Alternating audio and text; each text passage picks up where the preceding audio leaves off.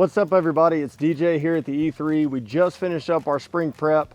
And so what we want to do is we want to take you guys back through all of basically our entire spring. Starting about in March with prescribed fire all the way up until now, which is now early July. We just finished up food plots. So in March, we came in, we burned about 100 acres spread out over several different blocks. If you haven't seen that video, go check it out. It's got a lot of really good, helpful information in there. So after our prescribed fire, then we kind of transition into, let's start scouting a little bit. So we threw out our lick and grow from Backwoods Attraction. We're already starting to get some really good pictures. It's looking like gonna be a really good year. After we've kind of got those mineral sites established, now it's time to start prepping for food plots.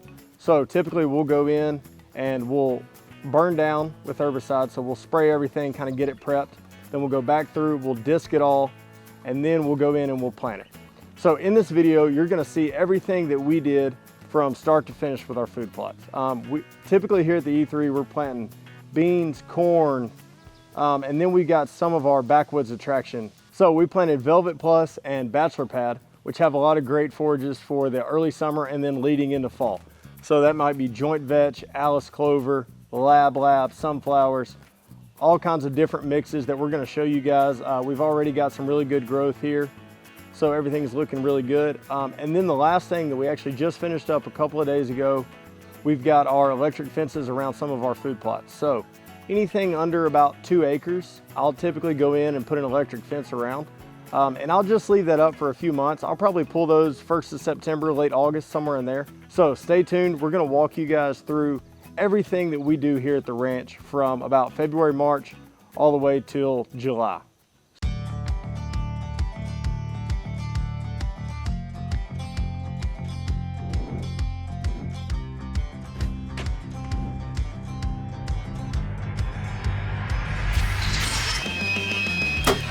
Trailed him. Oh. Did I call it? It happens quick. How much fun are we having? Yeah. Oh. He's hammered. Yeah, stand up like that. Yeah, just like that. There you go. All right, it is almost summertime here at the E3. So that means our bucks are starting to put on some pretty good antler growth. So we've got some Backwoods Attraction lick and grow here today. This is a mineral lick. Typically I lean more towards mineral and salt attractants than organic attractants like corn or rice bran, anything that's plant-based. A lot of these mineral salt attractants don't build up some of the harmful toxins and bacteria that your corn piles will. The corn, the deer do like it, but they're really not getting a whole lot out of it nutritionally. And not to mention again that it does build up some harmful bacteria. So you can actually be doing more harm than good for your deer, especially your young of the year. Things like fawns, maybe turkey poults, quail if you have them, things like that. So that's why I typically lean more towards salt and mineral licks, and that's why I really like this Backwoods Attraction lick and grow. It's got a heavy salt content. It's about 30 or 35% salt. And again, it comes with all the other good stuff, calcium, magnesium, phosphorus, the things that the deer need this time of year. So this is actually a really great spot. We've got a food plot, or what will be a food plot here in a couple weeks behind us. And then on the south side of this thing, we have a creek that runs right through here with just a little strip of timber. So this is a great area to use as just a little pinch point. So a lot of times those deer will just kind of travel this timber finger out into this food plot. So we're gonna stick our mineral site with a camera right here on the edge of this food plot, within shooting distance of our redneck. And we'll be able to get pictures of deer in and out of here. A lot of times it's hard to put a camera over a big food plot. So this just kind of gives us a little more localized area where we can get pictures of deer that are popping in and out of this food plot. They'll stop by, hit our mineral site, and we'll be able to get pictures that way throughout the summer.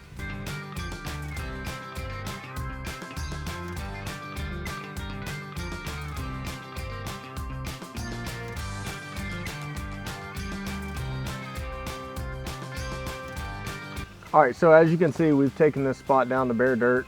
And so now we're just gonna pour our mineral lick right on top of this. Again, this will just give it a little bit better chance to just kind of soak down into the ground. We won't have to use as much mineral. We won't have to come back you know, every couple of weeks and refresh this. This stuff will seep down in there and the deer will just continue to hit it over and over and over again throughout the summer.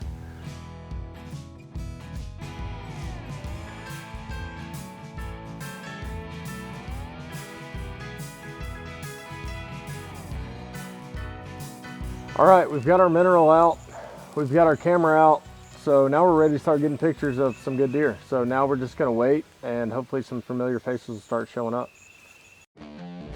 Buck Commander's proudly partnered with Barnett Crossbows, Silencer Central, Avalon Knives, Redneck Blinds. We're in an area we call the 75. This is a great area. We've killed a lot of good deer out of it. Probably the last really good one we killed was a deer we called the muley buck that Langy killed a few years ago. His frame. Holy, look at this frame. Holy smokes. Wow. This is another area that we've been seeing a buck we call 007 in. Roachy and I hunted him a few times last year and just never could get out in front of him. So hopefully we'll be able to find him in here this year. So we've got corn. We planted this corn about 3 weeks ago, and now the weeds are starting to come on. So in this field we've got a lot of Johnson grass and cockleburr. So it's really, really important to stay on it. That Johnson grass will take over really, really quickly. The good news is it's pretty easy to kill with some glyphosate. So we're gonna hop in our Kubota and we're gonna spray this thing down and get these weeds killed in here.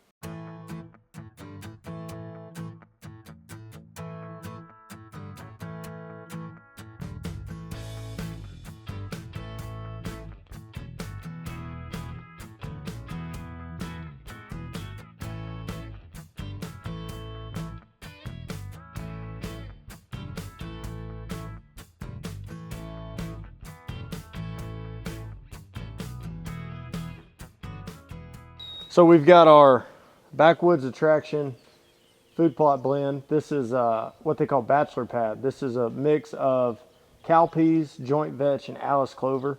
The cowpeas and joint vetch will be really good early season, so that September, October, up into early November, right before a hard frost. The deer will be hitting that really, really hard. And then the Alice clover will help that food plot persist on into the winter months, into those colder months. And keep those deer coming back to that food plot. So it's hot. We've got some rain in the forecast. We're gonna fill this hopper up and get to planting.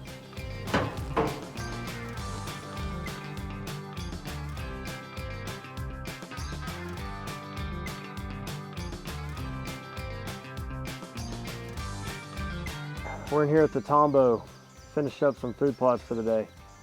We just got our seed in the hopper. We're gonna plant this in a Backwoods Attraction Velvet Plus. Last week we came in here and we put a mineral lick out too, so you may recognize this spot. But since then we've brought the Kubota in, we've sprayed it, we've dissed it all under, and now it's ready to plant. So we're gonna get after it and try to get this done before dark.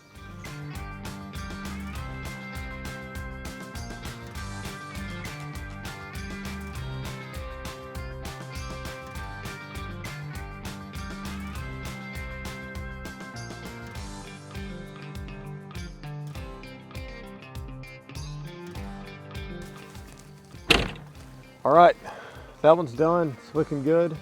We've got one more to do before dark, so we're gonna hop back in and keep rolling.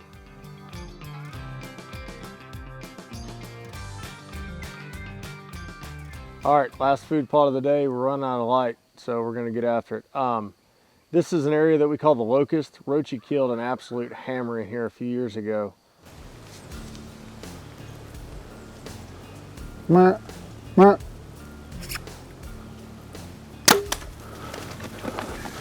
Oh my gosh. Roach! I get to lay hands on them. So hopefully we can recreate that this year. We're planting this with Backwoods Attraction Bachelor Pad. That's the stuff that we looked at that had joint vetch, cowpeas, and Alice clover.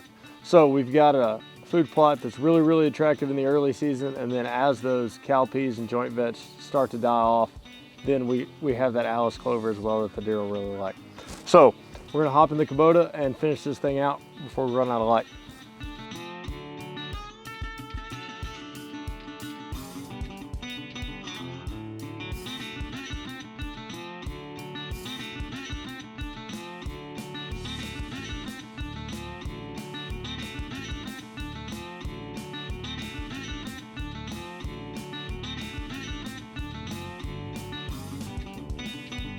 All right, so I'm gonna run you through probably the most overlooked tool in food plot planning, and that is gonna be a hot wire fence.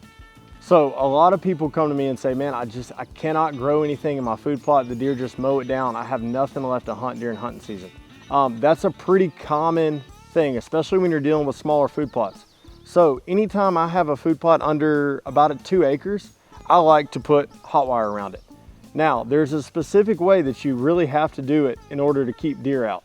And probably the most successful way of doing it is this kind of double single strand method. So as you can see right here, we've got about a 2 acre food plot, and I've got a single strand of hot wire at about knee height, or about 18 inches off the ground. About 3 feet inside of that, I have a double strand of hot wire. The top strand is about 36 inches or about waist height, maybe a little lower. And then the bottom strand is about 12 inches, so about shin height on me. So this is a visual and physical barrier. So a deer will walk up and kind of see this big gap, right? The first thing that stops them is this outer wire. And they see this gap, and it's kind of a long jump for them. So they don't like to jump the whole thing, and they don't really want to go under or over this because it's kind of in these intermediate. So if they go under this, they can't go under the second wire. And if they go over it, they can't go over the third wire. So it's just kind of a barrier for these deer that they don't really like. Now, what a lot of times they'll do is they'll come up and they'll stick their nose on this wire. And so you don't need much. This is a little Gallagher S10, and it does the job. And it's not much. Heck, I'll turn it on and touch it. Not too bad, just a little prick. Maybe feels like a little fly bite or something, but it's enough that as soon as those deer touch it, it spooks them away.